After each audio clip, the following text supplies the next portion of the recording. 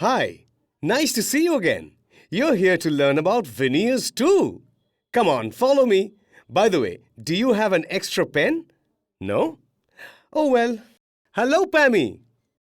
Hello, you're right on time. Are you ready to get started? Yes, but I don't have a pen. Here, use mine. Now let's get started.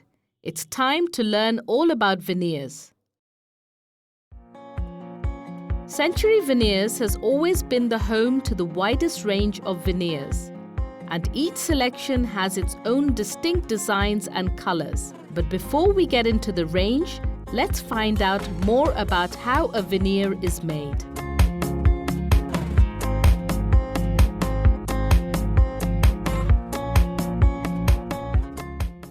It all begins with the wood. The logs of decorative timber are specially imported from exotic corners of the world, from Europe, America, Africa, to ensure the best quality. The logs are soaked and then need to be cut into manageable pieces first.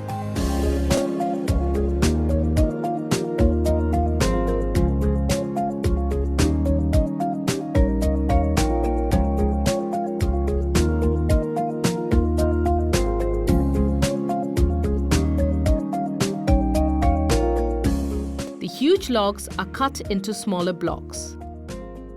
These pieces are then cleaned for residual bark and then readied for cutting.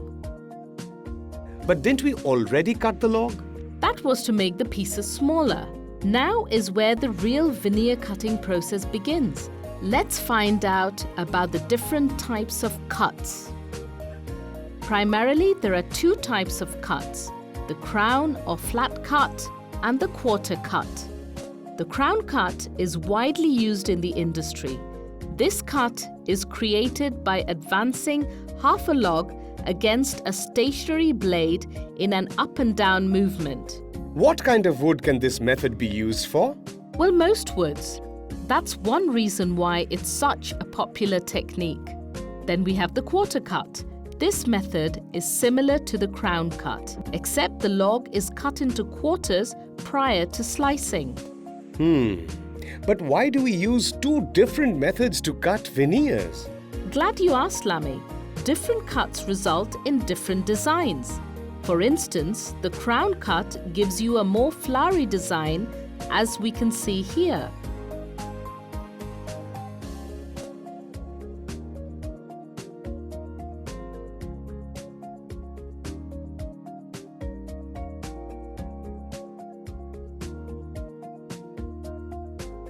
Now if you look at the quarter cut, you get straight lines.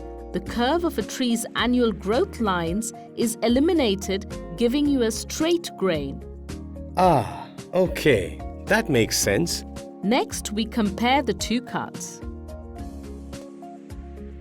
In the crown cut, a beam of wood is sliced along the surface. However, in a quarter cut, a quarter piece is sliced along the radii of the beam.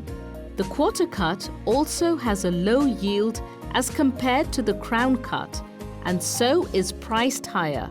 And then of course, because it's cut from quarters, the quarter cut is only possible in logs of a large girth. So we've covered the types of cuts used. Now that the logs have been cut, it's time to boil them in vats of water. Then they're sliced. Boiling makes the log easier to slice.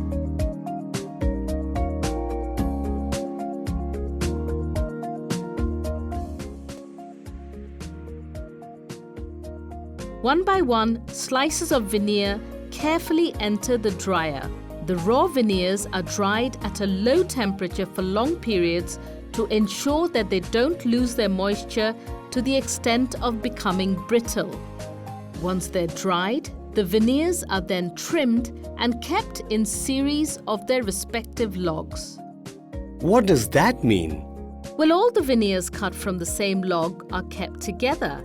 This is done to ensure uniformity in anticipation for the next step, which brings us to the next process of group matching. Once we're done with the slicing, it's time to bring all the veneers together.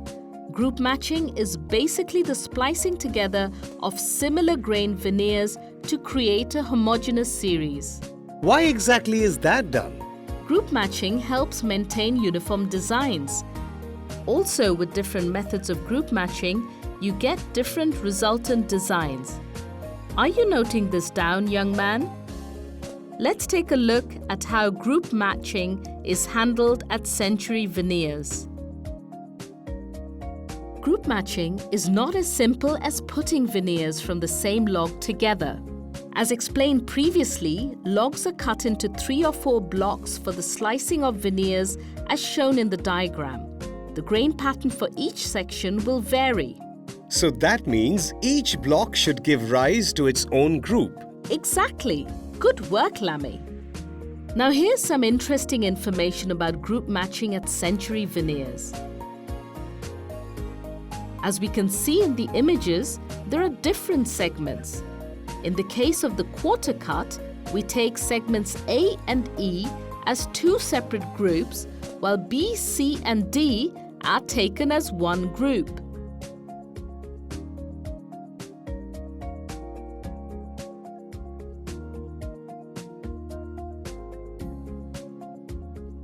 In the case of the crown cut, B and C are taken as one group, as are D and E, while A is taken as a separate group. This is because these grain patterns closely resemble each other. There is also another method of group matching called book matching. In this process, 2 sheets are arranged with alternate sides facing up. This is done to bring out a design and patterns from the grain arrangement itself.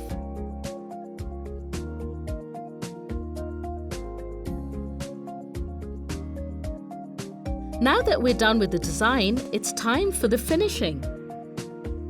Here we are at the first step of finishing. Glue is applied to one surface of a 4 mm WR matte base by passing it through the glue spreader. Once this is done, a protective tissue that's been impregnated with melamine formaldehyde is placed over the glued surface of the 4 mm WR matte base.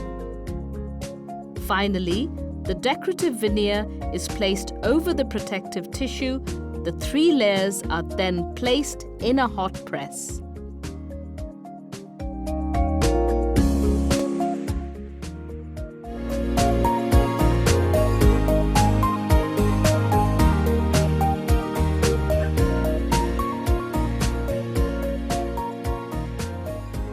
Of course, at every step there's a strict adherence to quality.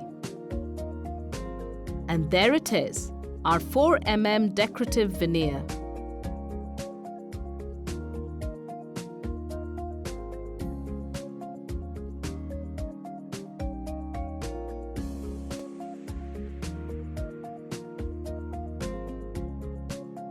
And of course, not only do they look good, the veneers produced here have a number of advantages over other veneers in the industry.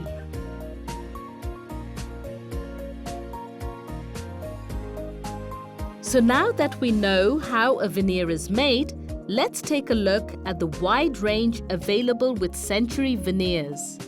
First, we begin with Natsura Woods. As you probably guessed, Natsura Woods has been inspired by the colors and textures in nature. The name itself was derived from the Latin word for natural. Let's have a look at some of the veneers available in Natsura Woods. First up, the Light Collection. The Light Collection has shades varying from creamy white to yellowish. These shades are perfect for small rooms as the colors reflect the light in the room. Next, we have the Medium Collection. This collection has colors going from light to medium brown. These veneers are ideal for a room illuminated by low lamplight. After this, we have the Dyed Collection. This range is characterized by bright colors. I guess this would be appropriate for children's rooms. Or you can use it to brighten up a part of your room to make a statement. You're right, Lammy. Now we have the Dark Collection. As the name suggests, This collection is typified by dark colors. These veneers are best suited for large rooms. Finally, we have the Mystique collection. These veneers are just perfect for the party atmosphere. Great! I think I will try them out next time. After work, of course. Next, we move to the a la carte collection, a range of customized designer veneers. These veneers are a customized set where architects and interior designers can select any veneer patterns to form a design of their choice. Each set has its own distinct character and personality. Evolution is a mix of straight and flower patterned stripes, while Fusion is a blend of stripe designs of differing widths. We then have Brico, a beautiful combination of light and dark contrasting designs, followed by sapwood inspired by wood grains. Then there's the rough surfaced saw cut, the deep and heavy cuts of textures, and finally the horizontal veneers, created by joining veneer flitches to create, as you guessed, graceful horizontal patterns. Wow! There's just so much to choose from. That's right, Lammy. Do you remember all of them? Yes, I think I do. That's great. I hope you learnt a lot from this tour. And I hope you did too. Till we meet again. Bye-bye.